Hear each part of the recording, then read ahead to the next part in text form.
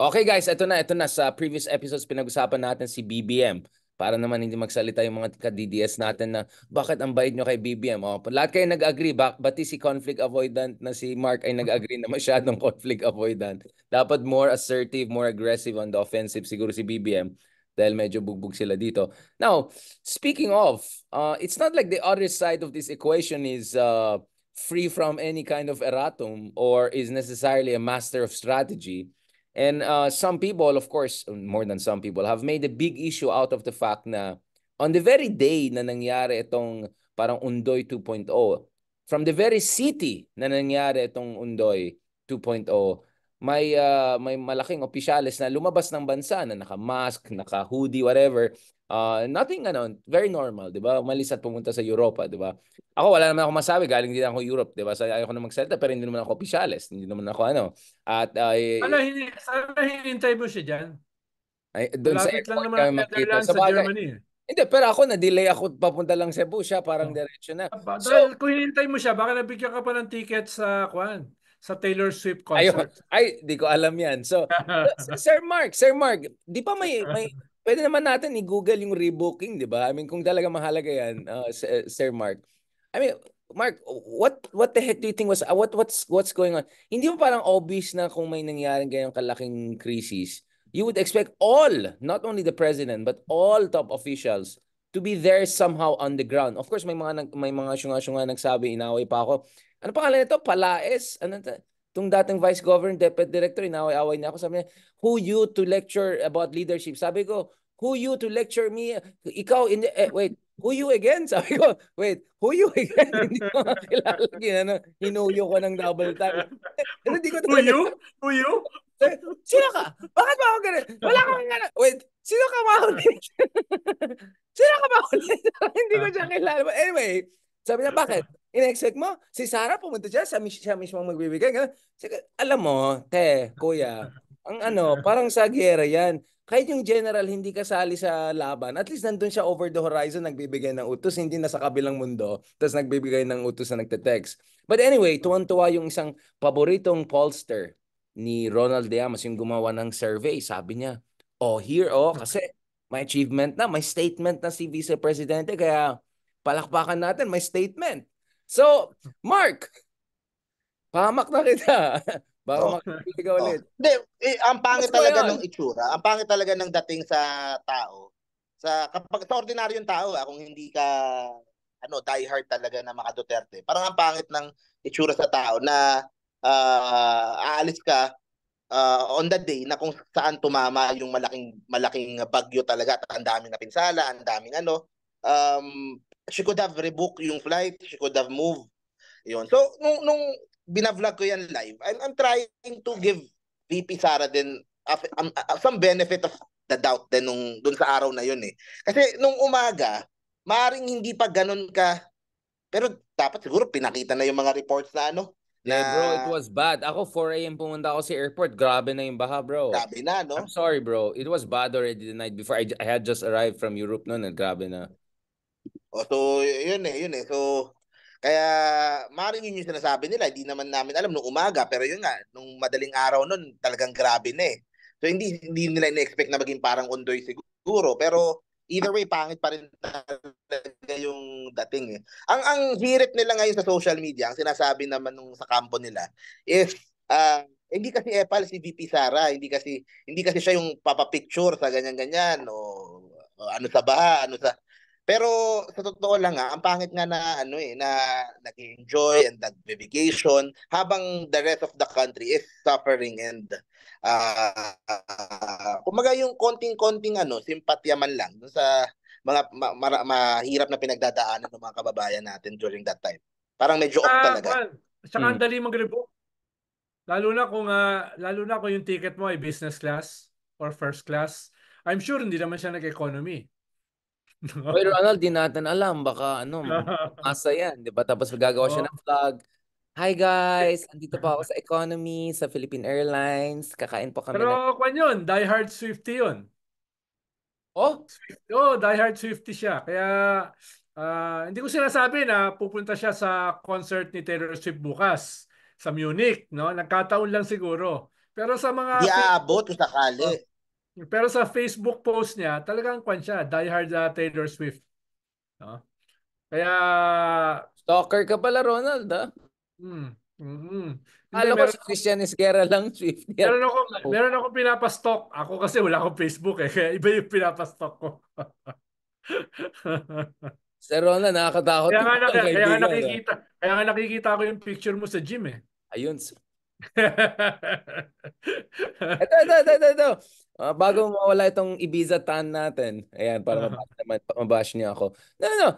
What about yung sinasabi niya, Mark, na kasi ito kailangan niya ng travel clearance na hindi niya na ma-rebook daw kasi pag may clearance ka, mahirap na kumuha ng clearance ulit. Hindi, Ganun. hindi Ano totoo ba? yun. Hindi ko maintindihan. Anong travel clearance? Hindi ko talaga get. Hindi totoo yun. Kumukuha rin ako ng travel clearance. Lahat kami kumukuha ng Ronald, travel i-booking mo clearance. na. Now, obviously, uminit tong issue na ito because just as the current incumbent vice president, self-designated survivor, whatever, was on the way to Alemania for whatever reason. I mean, if this were emergency family reason, all our sympathy and support. But I don't see even in your statement there's any mention of something serious or anything like that na hindi kaya na i-rebook. So if this is an emergency or something very important, of course, all our support and sympathy and humanity comes before politics or anything. But just Taylor Swift concert is very important, ha? Huwag mong maliitin yun, bagay, ha? it's a human right. It's a Oo, human right to watch Swiftie. oo. Pero may nag-comment baka lalabas yung ICC warrant of arrest habang nasa Europe, so baka naman, di ba? But anyway, going back to this, now it really became a hot issue because just as ito yung nangyari sa isang banda, si Lenny Robredo comes out all these statements about angat buhay, ganun-ganun. So tuloy yung meme ng ima, angat buhay versus sarap buhay, yung mga ganyan-ganyan memes. And obviously, immediately na-trigger yung kabila. So they brought back yung issue na nasa New York si Lenny when nangyari yung bagyo sa Bicol. Can we put that into context, Mark? Ano intindi mo dun sa nangyari? Sa tingin mo talaga natamaan sila ng big time na si Lenny na ex-official na walang any kind of responsibility as a public servant was so active. And ikaw, I know you also know a thing or two about Angat Buhay volunteers operations dyan sa Metro Manila. Can you tell us a little bit about that? Yun. So, kaninang madaling araw, may mga kaibigan tayo na mga Lenny supporters tsaka mga iba't ibang organizations no, na sa campaign na nag-organize ng iba't ibang mga relief operations sa mga tinamaan nung bagyong Karina. So kanina sumama ako, nasa Bagong Silang kami kaninang umaga. Okay? So kasama ko mga iba't ibang mga volunteers and makita mo talaga sa kanila na yung inspired sila doon sa call ni dating VP Lenny and talagang happy sila na na doing something na gano'n na kumaga part of something bigger doon sa Angat Buhay. Kaya nakakatuwa din naman. At this time dapat isang tabi muna yung mga kulay-kulay, magtulungan muna. And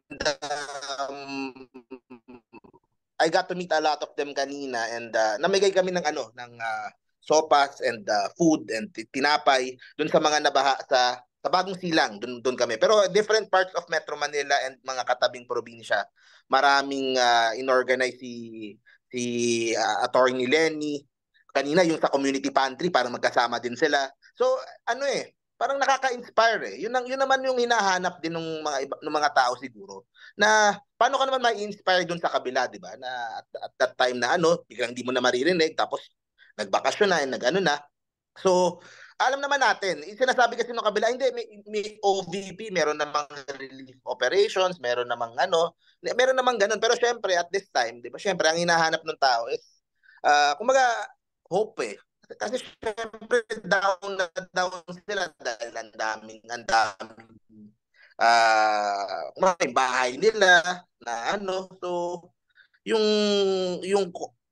malaking bagay na. Nakakatawa din. I was able to see that kanina. Uy, Mark, very ka na, positive ka na ngayon sa mga pink ka. Dati, sinasabi mo, just kidding. Ito, Ronald, bago natin. Pag sa panahon ng calamity, dapat, Ayan. isang tabi yung Walang kulay. Oo, walang kulay. Pero speaking of kulay, ang daming, Inaaway na naman nila si Lenny daw, nasa New York daw nung last time na may bagyo. Di ba by that time, she was already in New York for days na? It's not like on the same day umalis siya and it's not like she flew Oo. out of Bicol or Naga when that was happening. Like sobrang ewan yung ganyan. Yung every time na magdi-defense sila, attack nila yung sa... So kumbaga Mark, kung anong kulang kay BBM, which is going on the offensive, yun naman yung sobra sa kabila. Every time you say something, bakit? Kayo nga, ganun. Bakit? Ganun, tapos sablay pa yung comparison. Ikaw, Sir Ron, anong basa mo dyan? Oh, ang galing nga mag-imbento ng pang-atake. At least ako, di ako nag-iimbento. Umatake lang ako, ha. Yung kabila, talagang nag-iimbento kung ano-ano eh. Diba? Pero baka, ano tingin mo, Mark? Ganun pa rin ba ka-effective yung ganyang klaseng estilo nila? No. Dahil, Oo eh. Oo oo, eh. Magaling oo, sila eh. oo. Yung mga diehards nila talagang paniwalang paniwala eh. Tapos i-share ano kahit na most of the time eh double standards, kahit most of the time eh kumbaga wala sa tamang logic, hindi pa rin eh. Kumbaga pride na lang minsan eh ng mga supporters eh. Hindi, basta kahit anong ano, kami yung nasa tama, kayo yung nasa mali. Magaling mag-isip yung mga ano nila, ng mga ibabato, ika-counter at iano. So, Eh, yun naman din. tinitignan ko kasi Mark yung mga surveys, halimbawa yung sa Okta, 20% pro Duterte, 31% pro Marcos, tapos meron kang 35% na neither Duterte nor Marcos, tapos 15% na undecided. That's 50% na neither Duterte nor Marcos. From a high na 93% si Digong, di ba? Noong 2021, 2020, 93% siya eh. No, imagine mo yung pinanggalingan niya. Tapos itong Pulse Asia survey, si Digong bumaba from number 2, number 3 to number 5. Si Bongo from number 2 naging number 6. Si Bato number 11.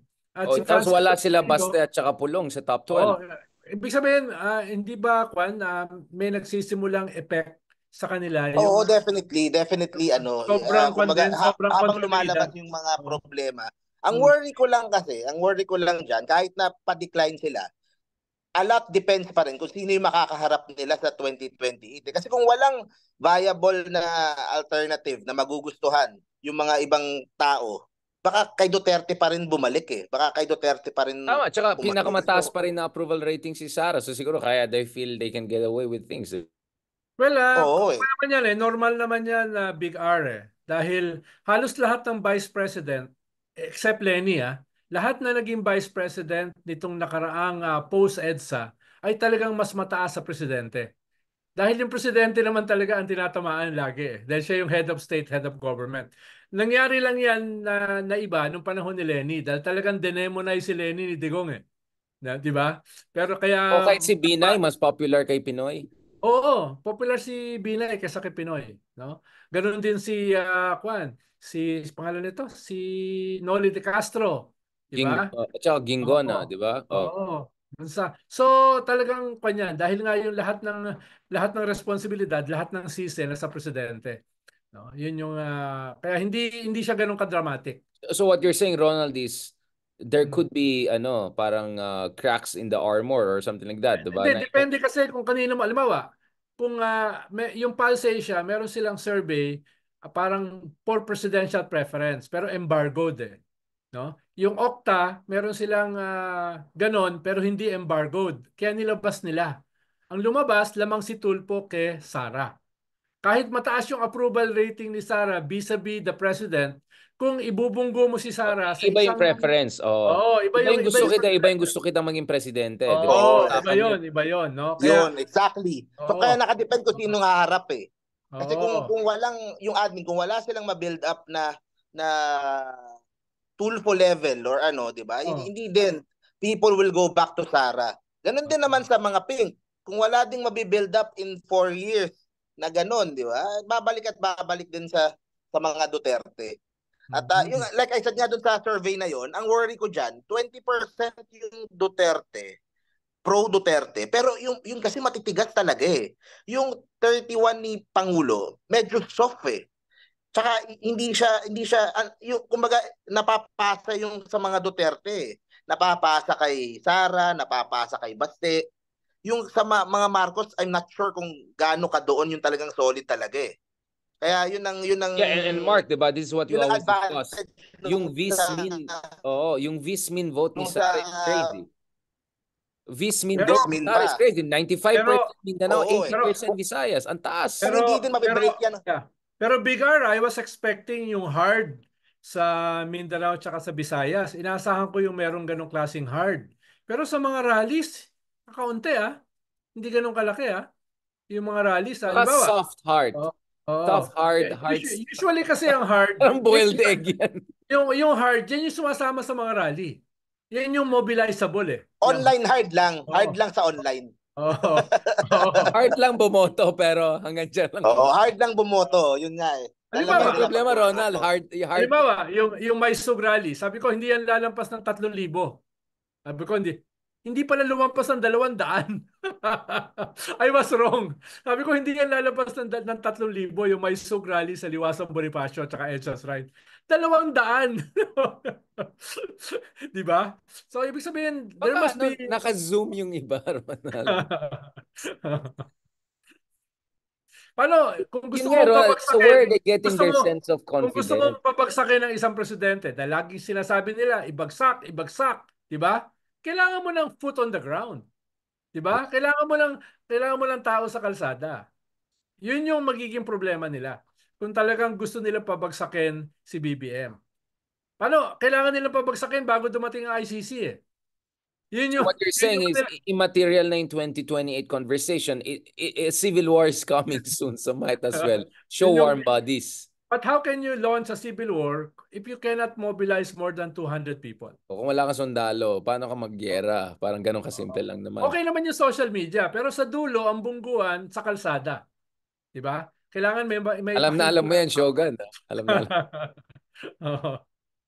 Alam mo Warm yan. bodies pa rin, oh. Oo. Mark, ikaw, are there final statements on this, on the Lenny aspect of this? You think Lenny's gonna look better out of this? That she's gonna come out as the more sincere, angat buhay ang lahat kind of here? That could actually set her up well down the road if ever she wants to go for something higher?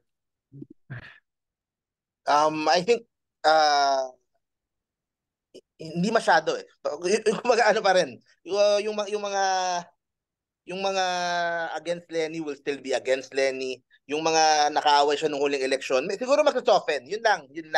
Yung mga loyalista medyo nagso-soften kay Lenny. Yun naman yung nakikita ko. So meron din pala. Lalo na pag naging mayor siya ng Naga. So yun ang ine-expect ko na na maybe bagong energy and bagong fans and bagong supporters once she starts doing a good job doon sa Naga. Pero yung mga ganitong ginagawa niya, definitely it helps soften yung mga soften yung mga dating galit kasi malalim yung galit kay Lenny kasi. Yun kasi 6 years ng paninira sa kanya, 'di ba? Kahit sa yung mga loyalista and yung mga nasa admin side, ano pa rin meron pa ring negative na kay Lenny So, inuunti-unti talaga na na ang hindi lang nagso-soften si Trillanes. Talaga hindi soft yan by nature. Talaga hard soft. yan, hard. Boom. Okay, on that note, thank you very much, guys. Next naman, pag-usapan natin local politics. Yung mukhang si Isko Moreno is not gonna run for the Senate na. Mukhang eto na. Bardaguls in Manila. Frila in Manila. Yan ang mangyari. At pag-usapan natin, actually, sa first episode, nag-hint ka na dyan, di ba? Yung away ng mga mayors doon sa drainage, flooding, reclamation, mga ganun. Pag-usapan naman natin, LGU local politics. Maraming salamat.